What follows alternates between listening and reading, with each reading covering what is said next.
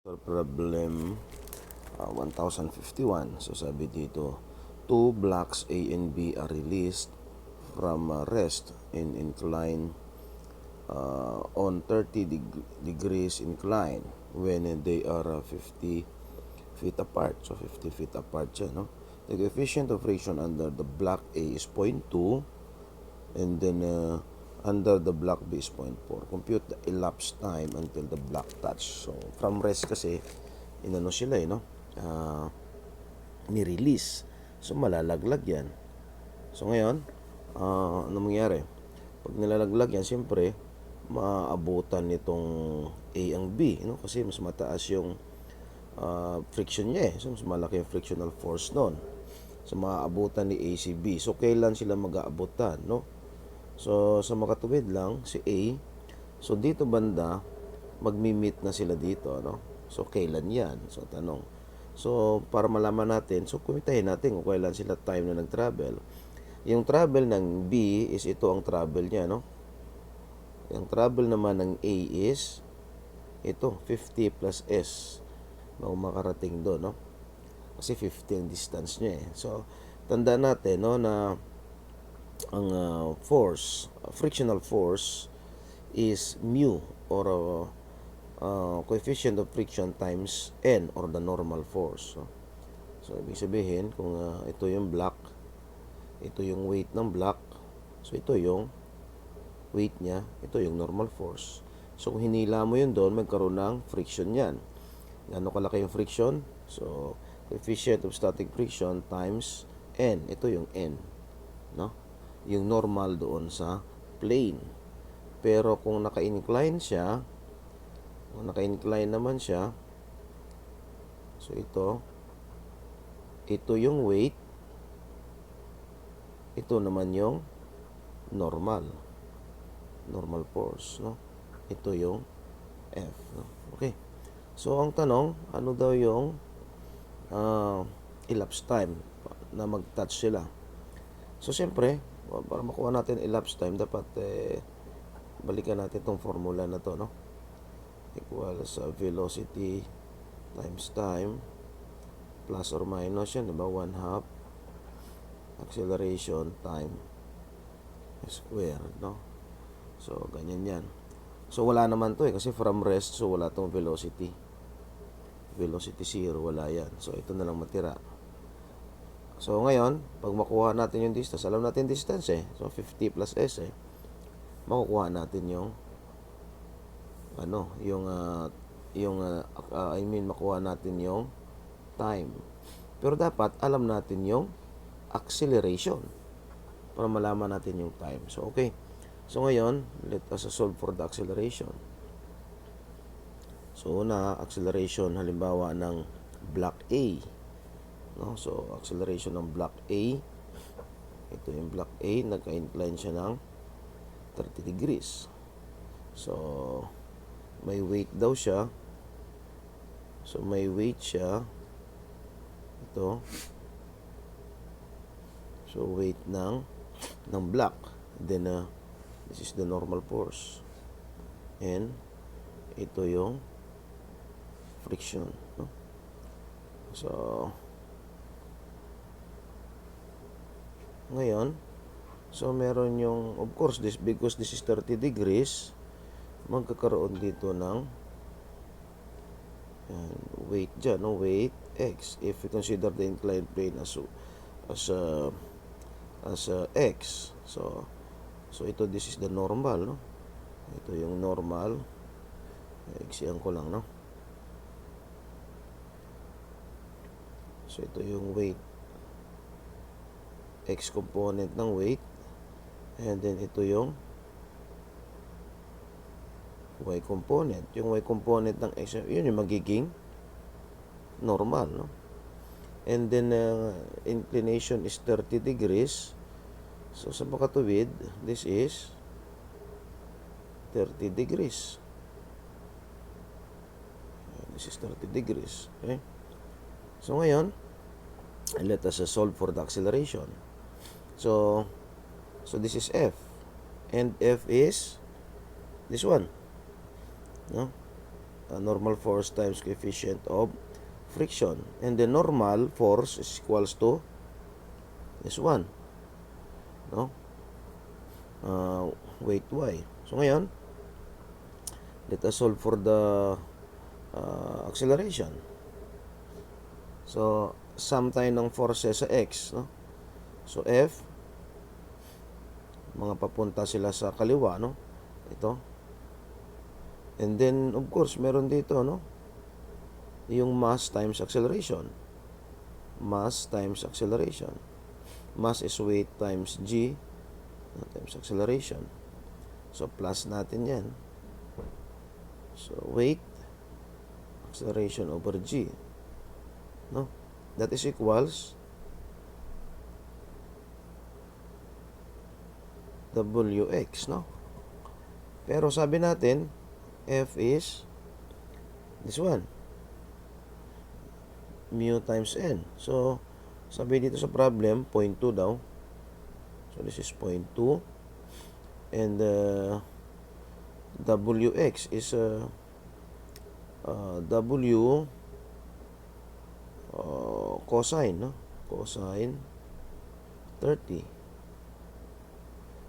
W cosine 30 plus weight acceleration over 32.2. G is 32.2, no? Equals weight, ito naman, that is sine, no? Sine 30. Okay.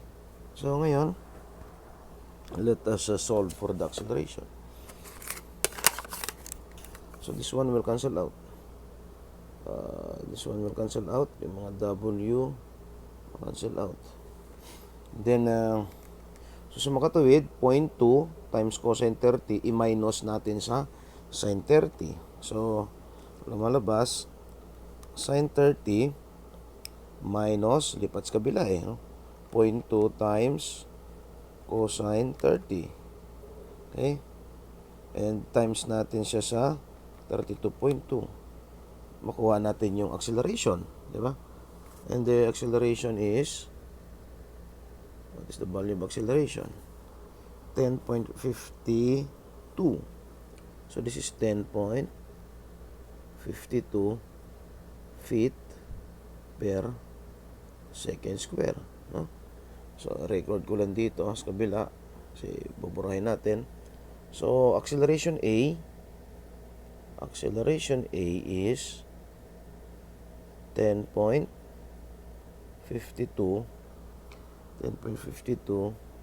feet per second square, no?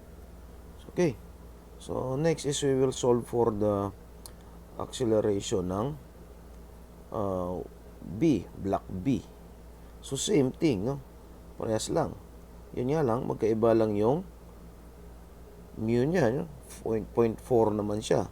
Kanina 0.2 eh. So ganun pa rin naman yan. So let us consider this as block B. B siya, no? Same procedure. So 0.4 nga lang gamitin natin. So weight y, that is cosine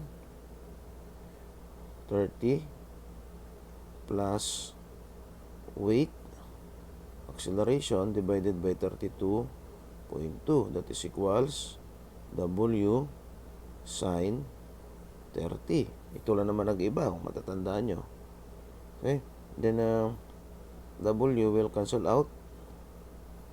Okay, and so multiply natin to dito, then subtract natin dito kasi lilipat siya sa kabila, subtract siya. So lumalabas sine 30 minus 0.4 times cosine 30, no? So that is, and then multiply it by ito, no? 32.2 times 32.2, and the acceleration is, acceleration B is 4.95, no? 4.95 feet per second square, no? So we have acceleration, no? We have acceleration sa A and B. So now we can compute the elapsed time. So paano compute yung elapsed time? So yung travel ng B, so yung travel ng B is S, no? So kung titignan nyo, yung travel ng B, ang travel niya ay S. Yung travel naman ng A, yung travel niya is 50 plus S, no? 50 plus S, yun yung travel niya. So kasi 50 tapos i-plus mo yung na travel ng B kasi kailangan mag-touch sila eh. So yung travel ng B, no? Yung travel ng B is S 1 half. Wala na yung V, wala rest eh, no? Kaya velocity is 0. Acceleration ng B, ano acceleration ng B? Acceleration ng B is 4 point, kasi ano na to eh, 1 half 80 square eh, no? So kaya S is 1 half, acceleration is 4.95, then T square, no? So yun yung ang distance na travel ng B. So si A naman is, that is 50 plus S equals 1 half, acceleration niya ay 10.52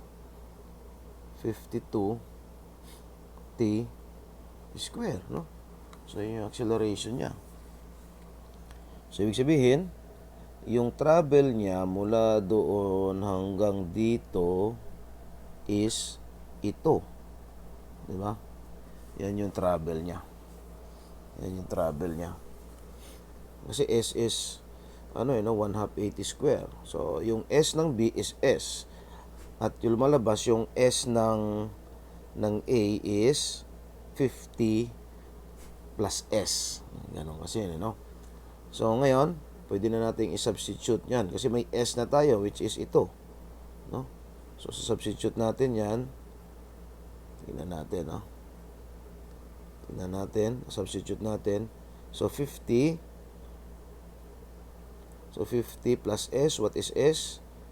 Plus 1 half 4.95 T square equals 1 half 10.52 T square.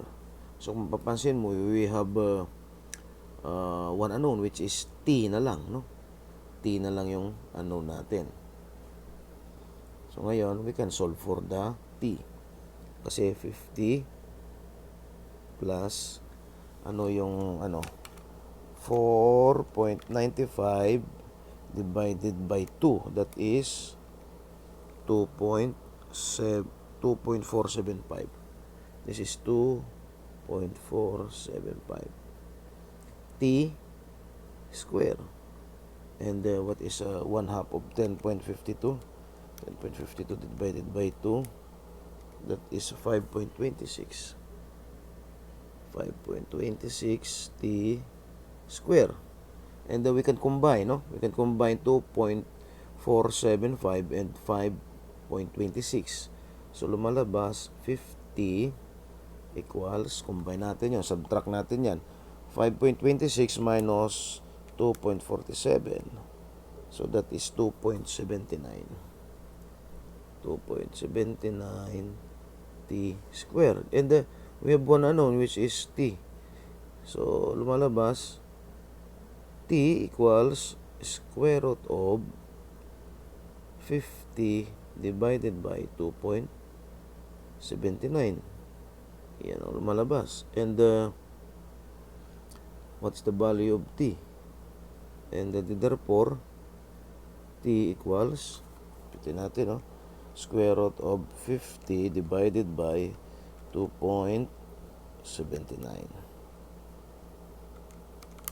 Square root of 50 divided by 2.79, that is 4.23, and the answer in the book is 4.23. So this is 4.23 seconds. So nung ni-release siya from rest, after 4.23 seconds, they will touch each other.